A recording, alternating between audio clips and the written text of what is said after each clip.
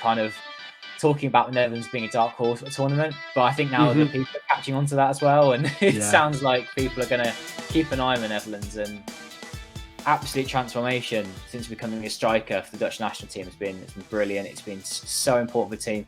There isn't an out striker that's at that level at the minute. Depay, and at the World Cup, it's got a story written that he could be someone that appears now, having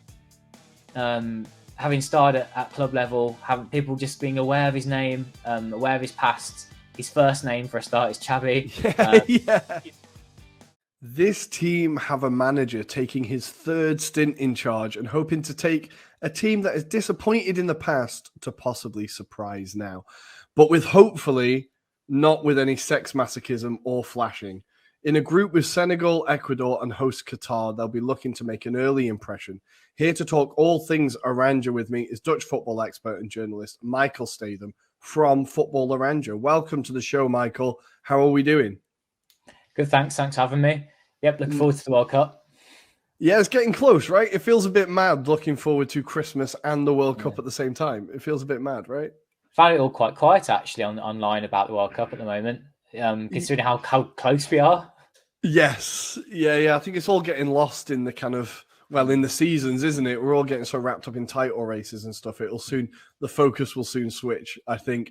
And part of us switching the focus is this video, and we're going to be talking about the Oranje and how excited we can be about, I think, a young and exciting squad. So how was the qualification campaign for the Dutch and Louis van Gaal? Was it convincing? Was it comfortable? How did it go? I mean, Louis van Gaal came in after the Netherlands struggled in the Euros under Frank de Boer, and he had the job of rescuing the team to qualify for the World Cup and to kind of revitalise the side, because Frank de Boer ruined a lot of the work that Ronald Koeman started with the team when he was turning around the failure of 2014. 2014, 2016. But then after that, you're looking at Louis van Gaal having an unbeaten run of 15 games. He came in and he had to get some points against Norway and Turkey in a tough qualification group. He did so. And here we are, the World Cup. And we've been kind of talking about the Netherlands being a dark horse at a tournament, but I think now the people are catching on to that as well. And it sounds like people are going to keep an eye on the Netherlands, and they're going to be a team to watch, aren't they? No, definitely. I think they've kind of, especially, I think the results against Belgium really caught people's eyes. I think I know Belgium are like the perpetual disappointers, but that's still like a really big result. And I think the performances really did. There's a lot of maturity in that team and a lot of quality. What would you say the style of the team is? What type of football do they try to play? Well, the formation under Frank de Boer wasn't a favourite with the Netherlands fans, because he played a 3-5-2, which is more like a 5-3-2, to be honest. Yeah. But actually, Louis van Gaal came in, and whilst at first he said, I want to go back to a 4-3-3, sort of players want. They weren't happy playing the system they were in before. Players spoke about that as well, that they wanted to switch back. Actually, Van Gaal decided that the players he has at his disposal, he came out and said that the 3-5-2 is the best formation for this team and the players he's got. And actually, yeah, he's right. 15 games unbeaten, a lot of wins in that. 2 wins over Belgium in the Nations League, and it's looking pretty good. There's a good spine for the team. There are a few positions, I'm sure we'll get onto it, where there are players lacking, but it's because of Van Gaal's magic and his character and the way he's got his team playing, the team spirit he's got. It's unbelievable at his last position as a manager. He could have this kind of fairy tale ending. He's coming for the third time now as Netherlands boss in his career. Third time in charge of a team. It's pretty crazy. But he's probably doing some of his best work at the minute. He's just got his aura about him, hasn't he, that the players really look up to. Well, this is it. I absolutely love him as a character. He's fantastic. He's great quality. He's obviously one of the greatest coaches there has been. And I'm assuming that the kind of feeling in the Netherlands as well is that they're happy that he's back in the job. They feel he's the right man for the job, right? De Boer has been a disaster everywhere he's gone, really. It's not gone well for him anywhere. So is the feeling like, is there an optimistic mood with Van Gaal in charge in Holland now? Definitely, and a lot of fans love how he's quite chirpy in his interviews. Sometimes he'll rip he might offend the journalist every now and again. In fact, I even got to ask him a couple of questions myself once, and he had a bit of a cheeky answer to what I had to say. And he's just always got something poignant to sort of say, or something really that will just get someone's back. But the players really look up to him, like I said, and they absolutely love him. But he's kind of brought back that whole work that Ronald Koeman brought in at the beginning of this sort of new era of Dutch football, which Frank de Boer ruined. Van Gaal's brought it back, and we got to Koeman again after the World Cup to keep that going. There's a lot of good work he's done, and I think he's the best man for the job at the moment. Nice. And with the squad, there's a lot of quality that we know about, like Memphis Depay, who's I really think he's like drastically underrated. You've got players like De Ligt, like there's a lot of quality in that team. Are there any players that you think people are going to discover this tournament and people we should be keeping an eye out for? I just want to touch upon Memphis Depay because you mentioned him. Yeah, he's on the verge of becoming the Netherlands' top goal scorer. I'm sure he will in his career. He's a poacher. He carries the ball well. He's actually even a threat in the box. He's just a bit of everything. He doesn't always play brilliantly because he's a bit selfish. Sometimes he just thinks it's all about him. But you need a player like that sometimes. I think it's worth taking his flaws for all the things he brings to the team. But anyway, the players that are around him, there are some newish players. I think people are kind of aware of Jurgen Timber now, the Ajax defender, because of he's got with Ajax and Ten Hag and nearly going to Manchester United last summer. He's someone who's still developing a lot. He's not finished the article yet, but it seems that in this back five that the Netherlands have, you can afford to have a defender like him there because of the stuff he does on the ball. That he has a couple of defensive flaws, particularly with height in the air. But if you've got Virgil van Dijk next to you, it doesn't seem to be a problem. That's fair. Yeah. In terms of the starting players, I'm not sure there'll be too many people won't know about. There are, however, a couple of players on the outskirts of the team that might be surprised in the squad selection for the World Cup. Similar to actually how Memphis Depay was used in the last World Cup that the Netherlands appeared at under Van Gaal, 2014, where they finished third. Memphis Depay was that breakout star then, being a late teenager. And actually, Xabi Simons could be that player this time. And I thought a couple of months ago, no way he'll be in that World Cup squad. He's for the future. He's not right now. But he's just been developing so much at PSV. He's hit double figures for his goals already this season. He just scored against Arsenal last night, right? He scored against Arsenal. He's making people aware of who he is now. And at the World Cup, it's got a story written that he could be someone that appears now, having started at club level, having people just being aware of his name, aware of his past. His first name for a start is Xabi. He's been coming through at PSG. Yeah, he's a star in the making. He hasn't had it always his own way actually since going to PSV, and that has been important for him. He's had to learn the hard way. He has had to be kicked and pushed around a lot by professional footballers. He's not had that in his career. But now he's playing at club level. He's not just showing it in the Eredivisie against some mediocre team. Actually, he's done it in Europe as well. So he's not finished the article. I've seen a couple of players now, but he's very exciting. I think he could be that person that Van Gaal could turn to if he needs a wild card off the bench. Someone who can play at different positions. He's best as a number 10 though, and that's a position that actually the Netherlands are kind of struggling with at the minute. Okay, that moves us on to my next question, which was, you mentioned a few areas where you think the Holland team could maybe have a few weaknesses. What are the positions where you think they could do with some improvement? Yeah, let's start with the spine of the team. Everyone knows Memphis Depay. Frank de Jong is going to be the controller midfield. Could be a potential standout player of the tournament because if the Netherlands do really well, he'd have to do really well. Virgil van Dijk in defence.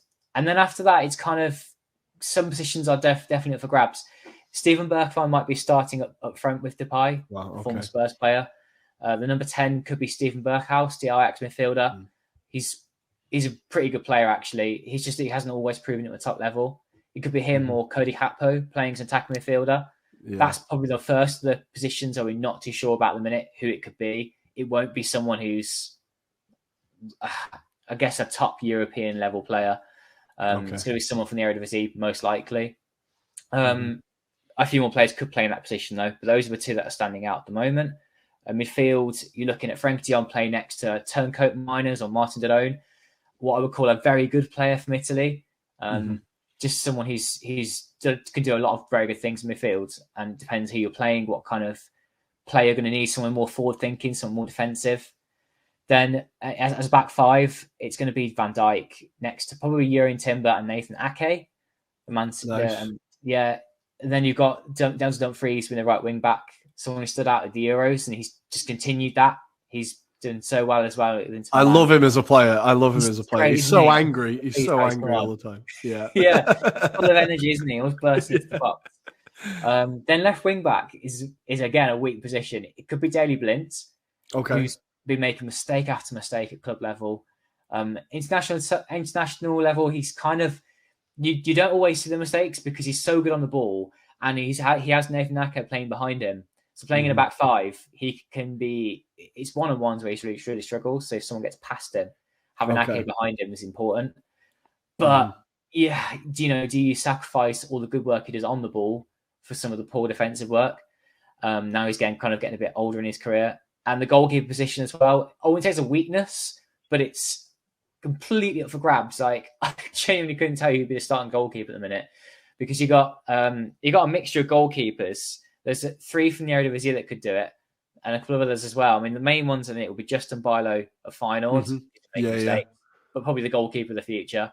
Remco Pasveer, who's a 38-year-old goalkeeper who hasn't barely played for the international side at all in his career. He's made his first couple of caps only just now. 38.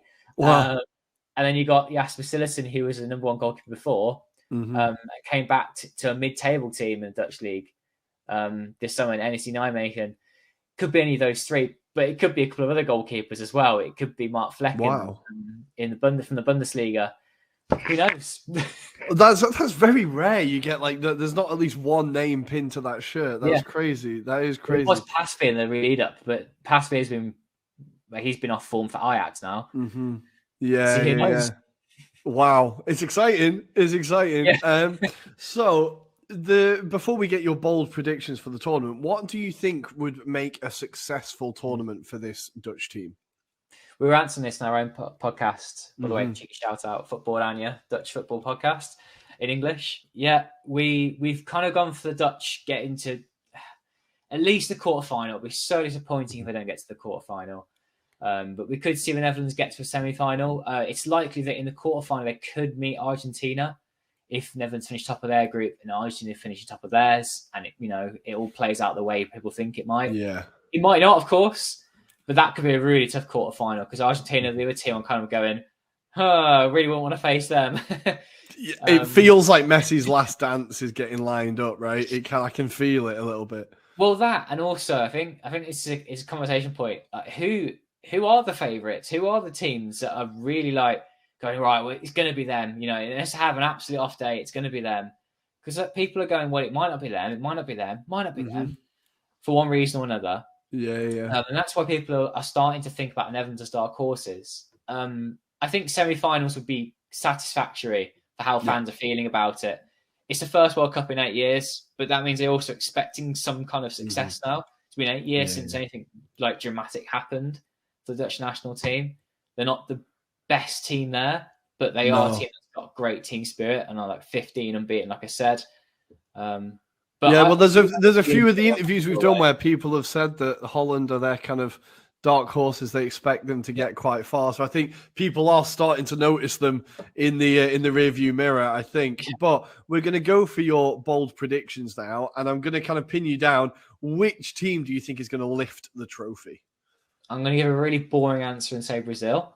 That's been a common answer. Don't worry about it. But I've got a sneaky feeling about the Dutch. But I didn't say it, did I? I didn't say that. No. It's right. We can touch wood for you. It's fine. We can touch wood. Okay, next one. Who is going to get the golden boot? I really struggle with this. I had to do this for a website. I was paid to figure out who it might be, and I don't know. I've just been making it up. So I'm gonna give an exciting answer this time. I'm gonna say Memphis Depay. Memphis Depay, nice. Who do you think will be the player of the tournament? See, if it were to be Brazil, I have a feeling it could be Neymar. Mm-hmm. Finally kind of stepping up at the age of 30, Yeah. doing something special. Or if it were the Netherlands, Frenkie de Jong. Very nice. Okay, last two. A team. Now, you can't say Holland, right? Which team is the dark horse of the tournament? Well, yeah. And like, what bracket do you put the Netherlands in that case? No, let's get a different answer. I've heard Serbia muted a couple of times, mainly because of Mitrovic. So yeah. I'm going to say them. Yeah, I've literally just finished the Serbia interview, and as we went through their squad, I was like, oh, damn, actually, they've got Vlahovic and Mitrovic up front. It's insanity. And then finally, with your head, not your heart, where will Holland get to in the tournament?